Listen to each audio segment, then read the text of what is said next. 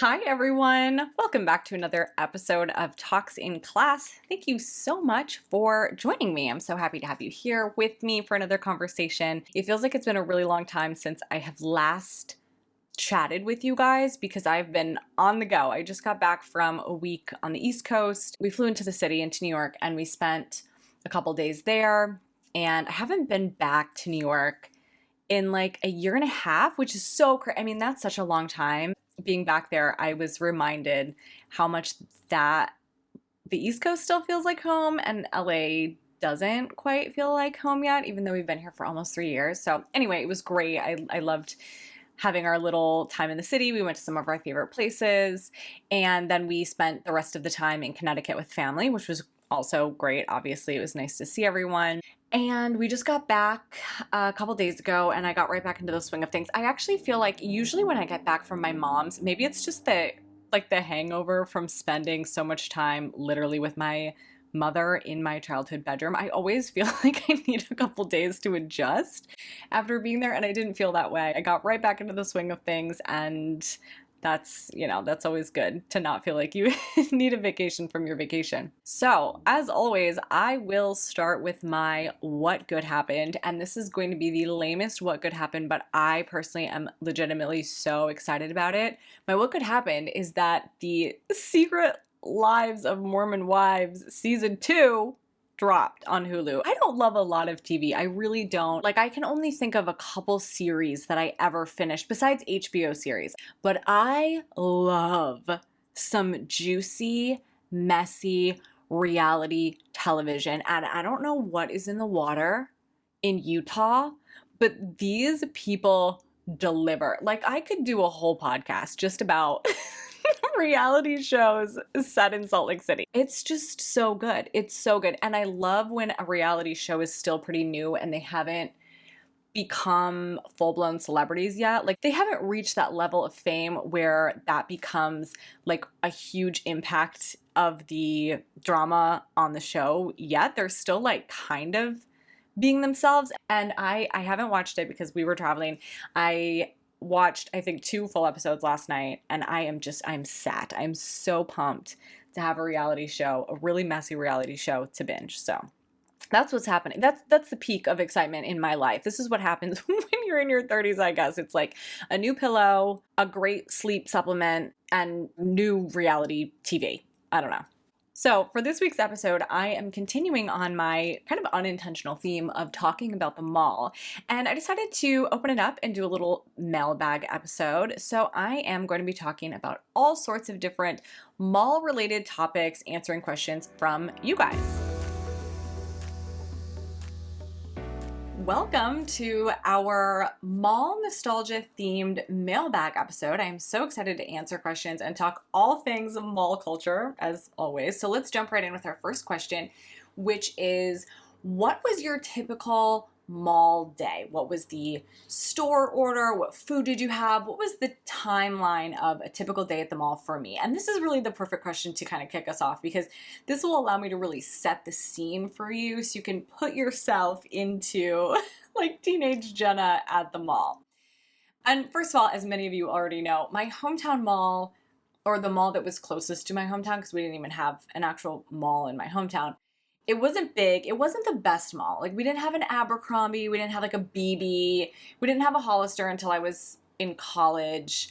So like with those stores, we had to travel to a bigger mall to go to. But my local mall did have enough. You know, it had me covered for what I needed. And we also just did everything at the mall. So when I think back to going to the mall, it was usually for one of 3 reasons. It was to shop, obviously, to work, because I did have a lot of retail jobs over the years, or it was to get my nails done. I mean, I was so faithful to the mall nail salon. I don't think I went to any other nail salon through all of high school, maybe even into early college. And when I had money, which basically was anytime I had a little part-time job, I pretty much always had acrylics on. So I was at that mall nail salon like clockwork every 2 weeks, and I always went with my friends. So that was kind of like an event in itself. But for today's purposes, obviously, we will focus on a shopping trip to the mall. And I went to the mall with my mom a lot. I feel like I went to the mall for shopping more with my mom than my friends. And when I went with my friends, it was either to eat or to get our nails done or kind of just to hang out.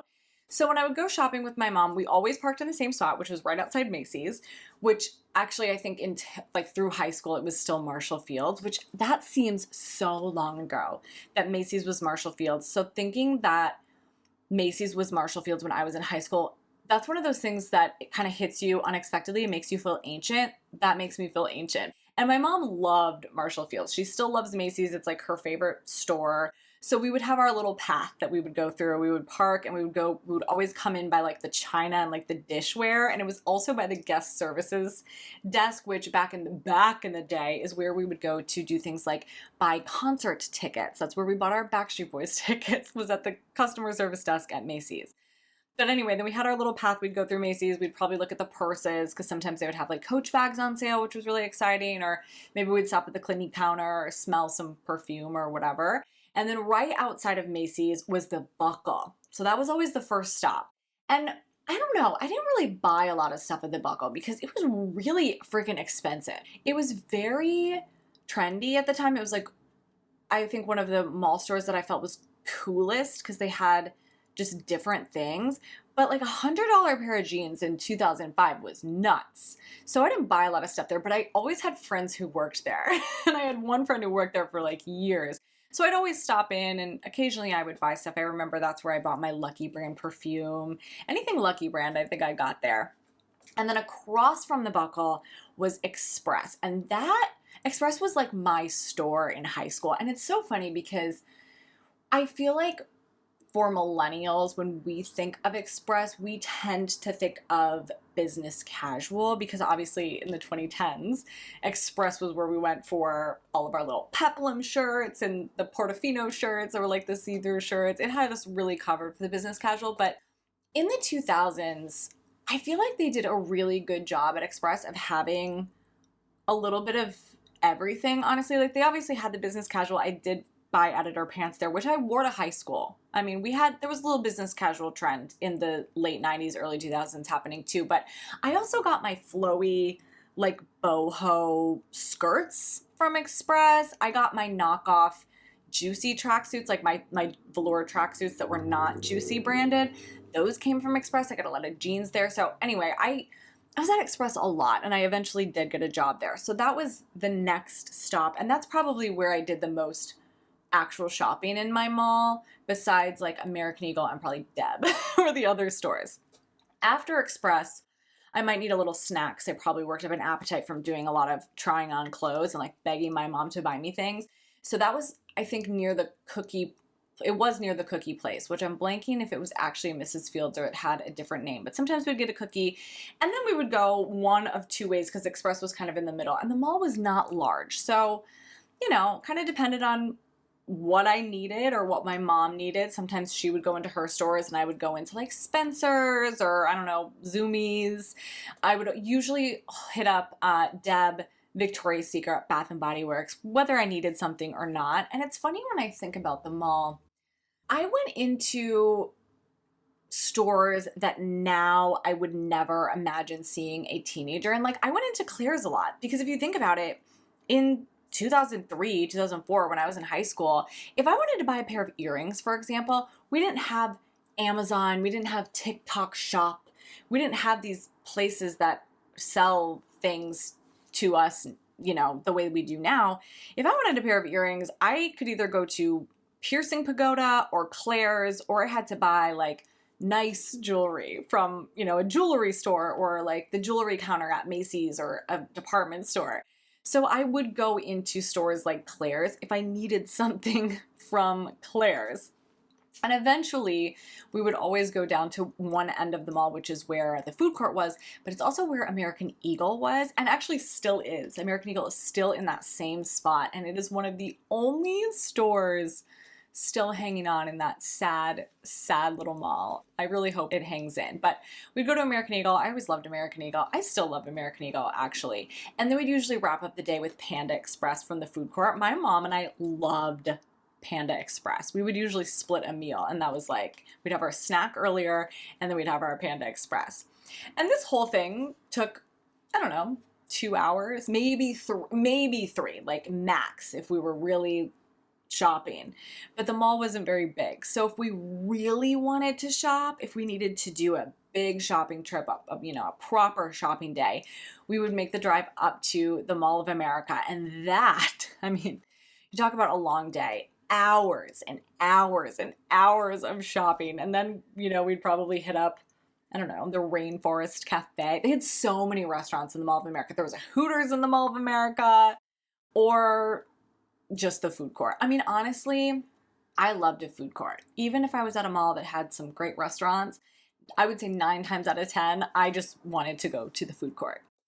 And speaking of, I did get a lot of questions about mall foods because I feel like mall foods is something that's very nostalgic for a lot of us because there are these foods that we just associate so strongly with the mall. So people asked what was the ultimate mall snack, and then also what was the best food court food.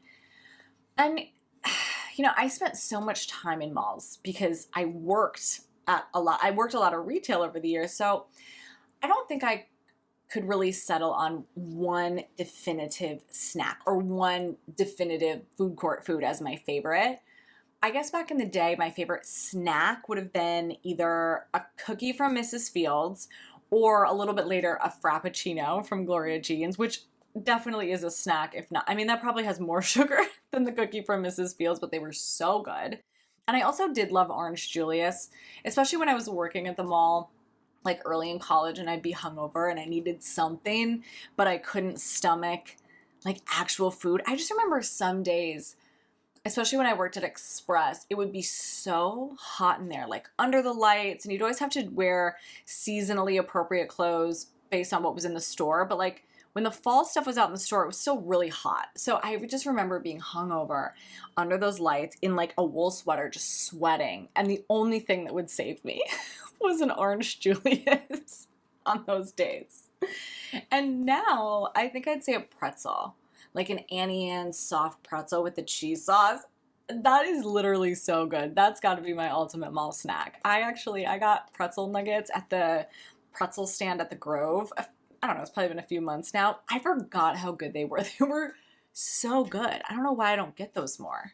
And then for food court food, Panda Express was always my go-to food at the food court at my local mall, like I said. Even when I worked at Express, I remember my coworkers would make fun of me because every day on my lunch break or whatever break to eat, I would get a kids meal from Panda Express every single day. Like that's what I always got unless I was too hungover to eat. But when we went to a bigger mall that had more options at the food court, I always got Sbarro. It was my favorite, Sbarro pizza. But our local mall only had Rocky Rococos in the food court, which is like a deep dish pizza. And I am so sorry to my fellow Midwesterners and my fellow La Crosse area folks, if you're listening, I was never big on Rockies. I don't like deep dish in general, really. And Rockies just had this like really distinct flavor to the dough and the sauce. I don't know, it just wasn't my favorite. So when I went to a mall with Sbarro, that was the move. And I can't say that I have eaten in a mall food court in years. Like years, but I would be down for Panda Express pretty much anytime, actually. I might have to find a Panda Express. The next question is, what were your favorite retail experience stores? And then the person said, we had a WB store where you could watch TV in a spaceship. So, I mean, first of all, jealous because what? I never remember that, but I don't think I remember even ever seeing a WB store. They probably had one at the Mall of America, but I don't remember it. There was a Disney store at the mall in the city where my grandparents lived, which was like an hour and a half away. So we went there pretty often. And that mall also had an Abercrombie. So that became a favorite mall for me in high school, obviously, so I could go to Abercrombie. But when I was a kid, I used to love to go to the Disney store. Anytime we went to see my grandparents, we would have to leave early so that we could make a stop at the mall before we went to their house because I just needed to like walk through the Disney store. I loved it so much. I don't necessarily remember, I don't know if I would call it interactive or experiential retail. I don't remember there being a lot of interactive experiences or aspects in the store. I was mostly there to like buy Winnie the Pooh stuffed animals or something, or like I don't know, a lot of Winnie the Pooh merchandise, I think is why I really liked to go there. I did also love to go to stores like the more interactive stores. I like to go to stores like Natural Wonders and Sharper Image, I think, is the one that had all of the weird toys, but those were only at the really big malls. You know, any store that had stuff you could play with. That's why I loved Bath and Body Works in the 90s. You could go in and try the products. But I remember I loved the rain sticks at Natural Wonders. Do you guys remember these? These rain sticks, they were these long wooden sticks that were hollow. And they were filled with, I don't know, maybe beans or like rice or something. So it was like an hourglass. All the beans or rice or whatever would be at the bottom. So when you'd flip it upside down, it would come whooshing down through the hollow interior of the stick and it would sound like rain. And I just thought that they were the coolest thing ever. Like, I never bought one, obviously, because I would just go in the store and play with it. But what do you do if you buy that? You just sit at home and turn it upside down over and over and pretend like it's raining outside. I never really thought about the actual purpose of owning one, but they were fun to play with in the store. And of course, the ultimate retail experience store of the 2000s was Libby Lou, which I talked about in my tween fashion episode. But unfortunately, Libby Lou was a little late for me. It opened in the year 2000, so I was already 13. That was definitely a little older than the target demographic for Libby Lou. But honestly, in my day, the ultimate retail experience store was a toy store, like KB Toys or Toys R Us.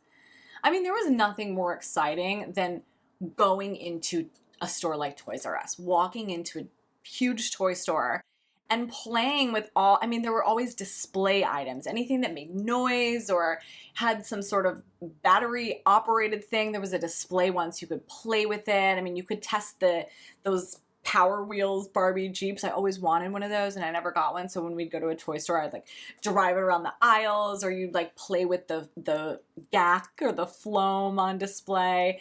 I mean, that was peak experiential shopping. That's what retail needs in order to thrive again. Experiences. I want to go into a store and like do stuff, you know? The next question is, what was your go-to mall outfit? I mean, this is a great question. I don't know. It really depended because, again, the mall was such a hub for not just shopping, but like life. So it depended on why I was going there. If I was going to the local mall just for a regular shopping trip, I probably just wore whatever I wore to school that day, which could be anything from a graphic tee with a slightly inappropriate little phrase on it with a pair of flare low-rise jeans to a pair of, you know, knockoff juicy track pants and a Hollister hoodie or like a mini skirt with platform flip-flops, just depending on the day, the weather, my mood, you know. I feel like most of the time my outfit really was something like either like a basic t-shirt or a basic long sleeve top, either with some sort of brand name or some sort of graphic, you know, something that said like Hawaii tanning salon or something. Like there were so many tops like that in the 2000s that were just a generic kind of graphic, a lot of fake businesses, or just a sweater or something like that and a pair of low-rise flares. Like that was the look. It was some sort of cutesy little top and low-rise flare jeans. But I will say, if we went to a big mall, if we were going to the cities, or if we went to Chicago, forget it. I put together an outfit. I had to get a whole look together. I remember one time in college, I went to the Mall of America for my big shopping day with my friends. This must have been fall of 2005, so my first semester of college. And I decided to wear my new Uggs because, I mean, hello, it was 2005, so the Uggs were easily the coolest footwear that I owned. And oh my God, you guys, I was absolutely dying. First of all, if you've never been to the Mall of America, or the American Dream Mall in New Jersey. They're very similar, but if you have been to one of those, then you understand how big it is. If you haven't been to one of those malls, I don't think you can comprehend, like whatever you're imagining is probably nowhere near how large this mall actually is. Like it is absolutely insanely huge. We would spend like 8 hours walking around this mall. I'm not even kidding. And second of all, I don't know if you guys remember the 2000s Uggs. They're not, they're not the same as the Uggs of today. They were heavy as in the fabric was thick, but also heavy as in clunky. Like the weight was heavy.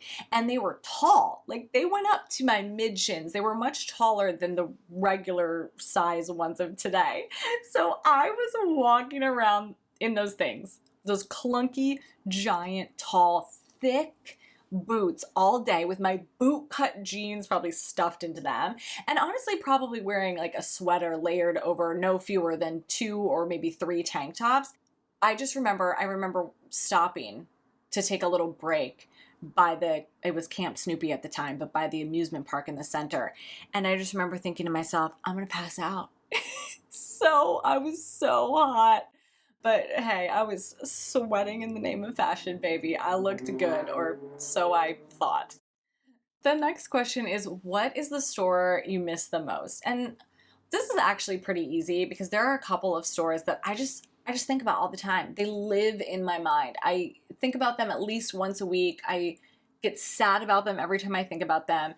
Gadzooks and Deb. Like, between Gadzooks and Deb, I had everything I needed. I had cloud pajama pants, prom dresses, body glitter, glitter jeans, Von Dutch everything, graphic tees galore. I mean, it was amazing. What a time to be alive and shopping at the mall when we had Gadzooks and Deb.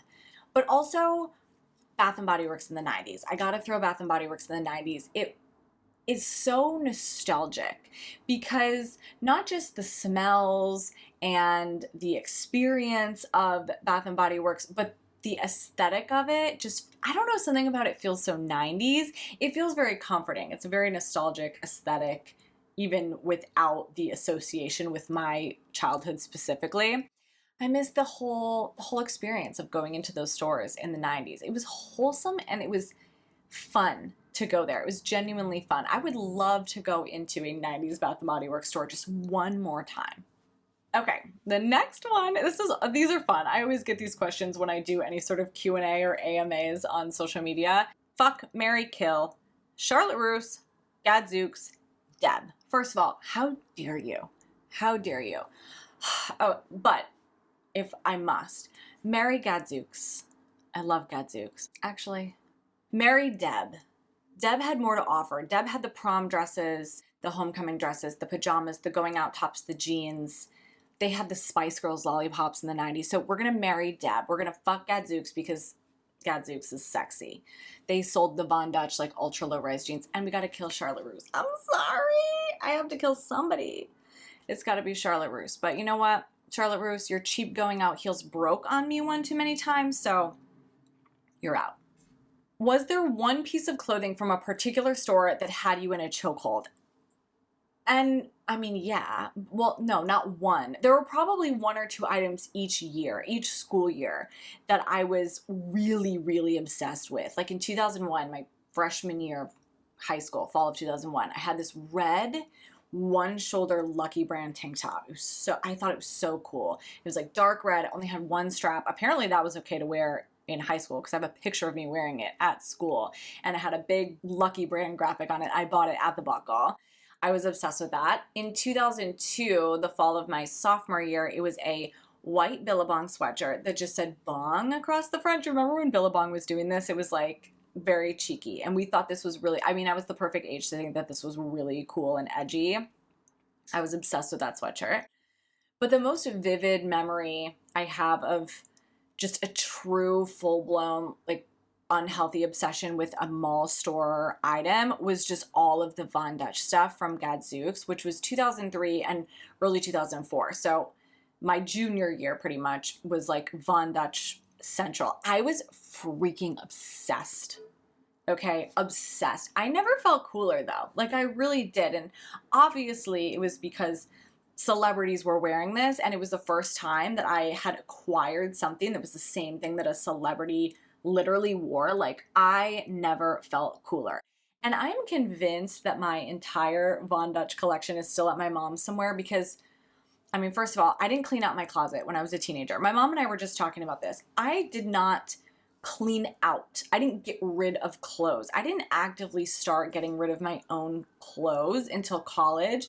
And that was either because I either needed money for, I don't know, drinking or textbooks or something. So I would go sell whatever I could to Plato's Closet, which I would always regret later. Or because I needed closet space, or maybe even I was just too lazy to move everything, if I was moving out of one apartment into another. So then I would actually donate things. But that wasn't until college. In high school, I really didn't do this. I don't know what I did with stuff when I stopped wearing it. I'm sure there was some stuff that we donated or whatever, but a lot of the stuff I just left in my closet because I was a teenager and I was lazy. And honestly, my closet was pretty big. We shopped less. Even me, who was obsessed with clothes, like in general back then, we shopped a lot less. I have old photos of my bedroom and I can see things that are hanging in my closet. And I know that like some of the stuff that's hanging in my closet in these photos that were taken like my junior year of high school, I bought in 8th grade. So there was just less turnover, I think, in clothes. But anyway, also, my mom didn't get rid of stuff on my behalf. Like, if she took stuff out of my room, she would pack it up into storage bins for me to go through later, which I never did. But she never wanted to give something or throw something away that I might have wanted without her realizing it.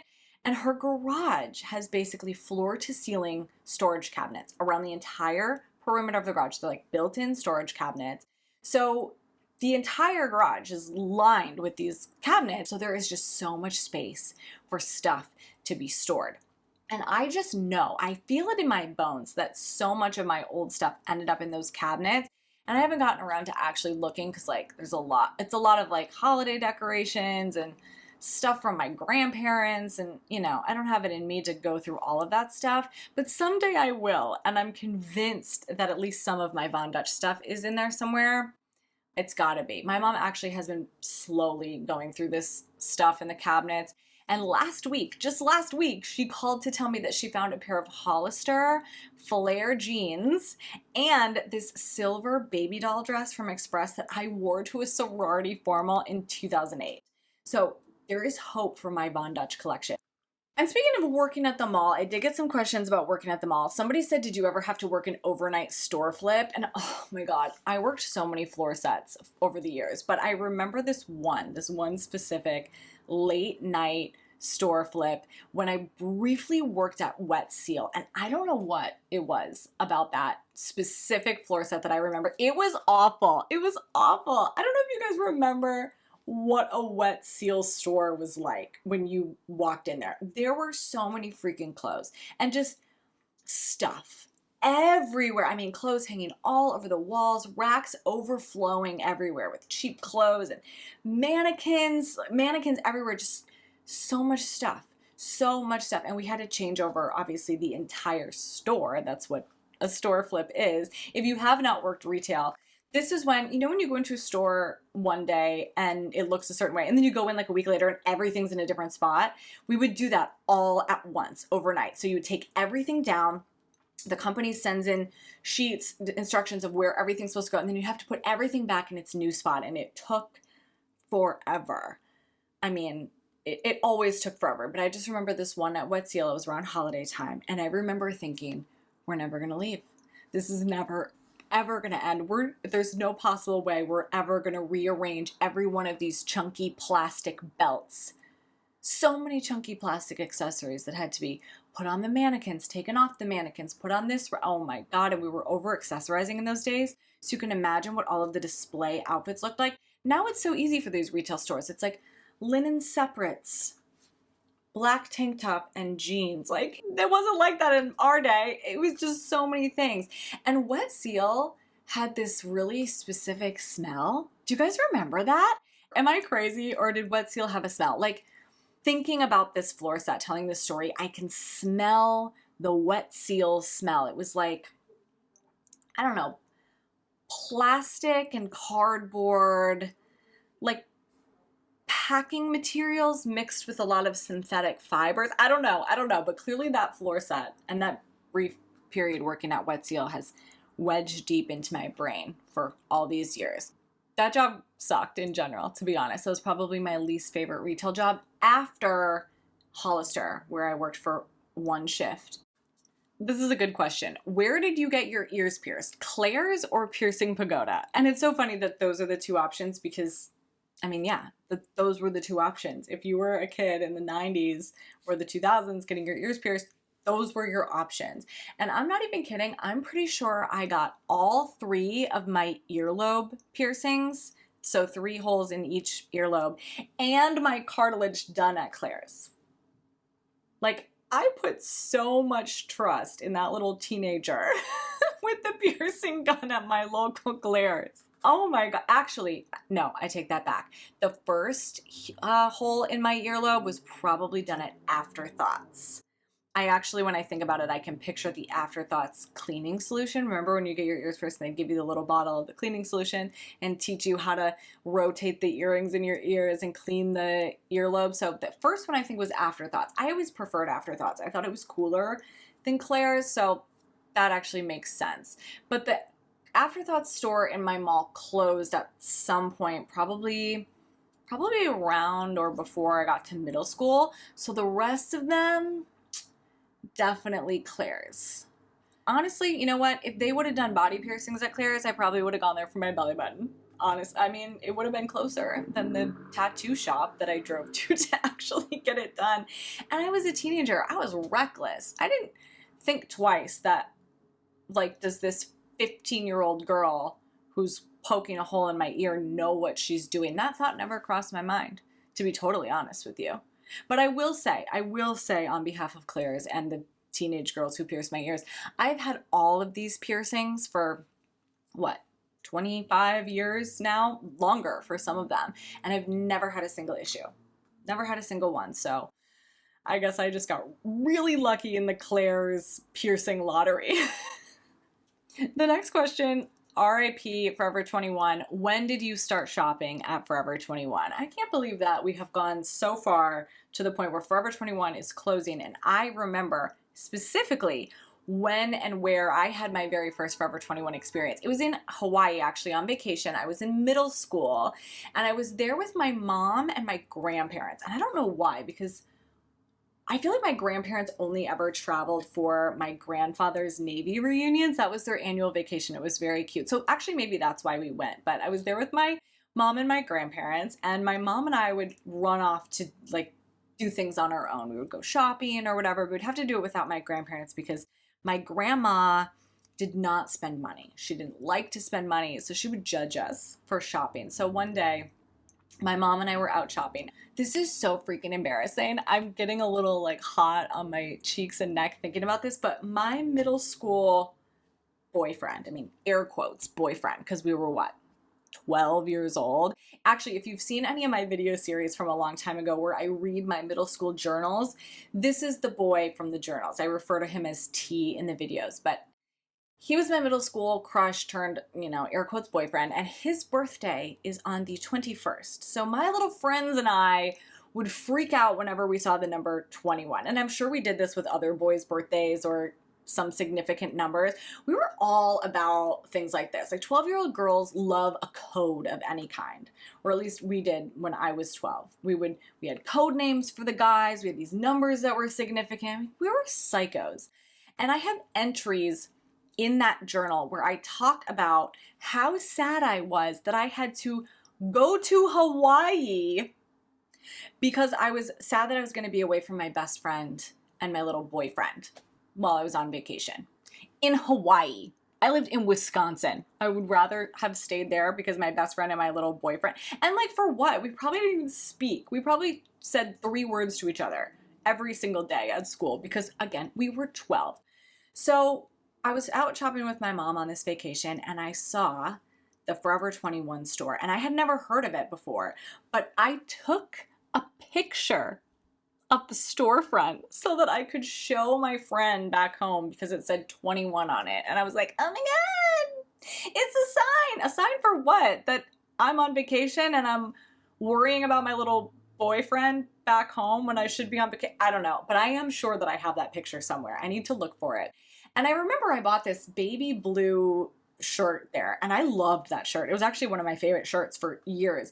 It was like a really stretchy, like tight fabric. It had 3/4 length sleeves. I feel like that was such a big thing at the time. And it had kind of like a subtle boat neck. I wore it in my freshman year school picture. So I bought it in 7th grade. I was still going strong. One of my favorite shirts freshman year. And then I probably didn't set foot in another Forever 21 until, I don't know, probably college, but it started way back in middle school for me. Oh, end of an era. Going once again back to mall food, very specific. Have you ever been to a Rainforest Cafe? And if so, what are your thoughts? I had to really think about this one because I absolutely visited a Rainforest Cafe back in the day, because there was one at Mall of America, and I remember it being kind of like a thing that people would be excited to do, but I don't remember much about it, like specifics about it. I vaguely remember that I didn't love it. Not as in I disliked it. I just remember there were other places at the mall that I would have rather gone versus Rainforest Cafe. And I'm not sure if that was because of the food or the general ambiance. I would imagine it's probably loud in there. Maybe I've always been this way because I don't like a loud place now. I don't know. I truly don't know. But I was curious. So I looked up the menu for Rainforest Cafe because I was thinking, what type of food is served at Rainforest Cafe? And honestly, it sounds pretty good for the most part. There's a lot of good appetizers, but I need to know, is this a Midwestern company, the Rainforest Cafe? Because they have Wisconsin cheese curds on their appetizer menu, and that is a very rare thing to find on a appetizer menu outside of Wisconsin and maybe Minnesota. Do I need to go to the Rainforest Cafe? Because I could go for some cheese curds. The nearest one is at the Ontario Mills Mall, Ontario, California, not Canada. And I think that mall is an outlet mall, which is a great excuse to go. So I don't know, you guys. I might have to go. I might have to go to the Rainforest Cafe. If I do, I will make a video. That could actually be really fun. Okay, I'm going to add that to the list. And the important question, the one that is always on my mind, do you think mall culture will ever make a huge comeback? And I really think it could. I really, really think it could. I think younger people are really craving more in-person experiences, but I don't think they know what that looks like. I don't think they know how to go about that because their lives have been so different. Culture has changed so much. Society has changed so much. They didn't grow up the way that we did. They grew up in this digital world where there was so much less that required you to be face to face. Like, I still remember a time when if you wanted to buy something, you had to go to a physical store. If you wanted to see someone, you had to go see them in person. It's just such a different time now. There are so many different ways that you can interact and communicate versus those of us who remember interaction and communication being very strictly in real life, face to face. I will say that malls in LA are packed. And I really, as much as I think about this, I can't figure out exactly why that is, but I'm not kidding. They're always busy. And it's a lot of young people. It really is. It's families, it's young people hanging out, it's people shopping. I live near the Grove, which is like this outdoor mall, and tourists come here and like they're taking selfies at the Grove. But every time I'm there, especially on a weekend, there are tons of young people just wandering around together. I love to see a group of little 16-year-old girls all dressed in essentially the exact same outfit, just loitering around the mall, killing time. I think that's part of it, is that, we have been talking a lot about third spaces and people need places to go and hang out. The mall used to be somewhere where you could go and hang out. Even if you weren't shopping, it was a hub for socializing. So there's that part. There's the part that people, I think, really are craving in-person experiences, even if it's something like going to buy something in person versus just ordering it online. But then I think there's the other part, which is the experience of actually going to the store. Like, stores, retail brands really need to refocus on the experience, and they need to invest some money into the experience, because the reason why the experience now is so terrible is because they want to save money. And I think about this a lot. Like, Trader Joe's comes to mind all of the time when I think about this, because when I go to Ralph's or whatever, like, regular grocery store, The only employees I see are at the registers, or maybe they're stocking shelves, but there aren't employees that are like readily available to help people. The lines are always super long. If you need something, if you need help with something, good luck, because everybody who is working is busy and they seem stressed. Like, I wouldn't be surprised if the people working at the grocery store are not getting their breaks on time because the lines for the checkout are too long. And most likely, you're just going to go to self-checkout and you're going to do it yourself, bag your own stuff, and basically do, a job that used to be for a person that you now have to do yourself. But at Trader Joe's, there are literally so many employees at Trader Joe's. There is no way that I could be left searching for something at Trader Joe's without an employee readily available to help me. I mean, it's like kind of amazing how many people are working at Trader Joe's. There's no self-checkout. The employees seem calm and not stressed, probably because the stores are not understaffed. They're not missing their breaks because there's plenty of people that can come in and take their spot if they need to go like on a lunch break. And at this point, it's kind of a running joke that the employees at Trader Joe's are like overly friendly. They always want to make small talk with you. But that's an experience and it does matter. And I think that's really what's kind of fallen away from the in-store shopping experience lately. The retailers, if they could invest in staffing their stores so there's someone there to help you find whatever you're looking for. Like, even if it's just finding a size, but it used to be that you could go into a store and somebody would help you pick out an outfit for whatever, the event that you're going to, or, I remember store associates helping me pick out my homecoming dresses at stores at the mall.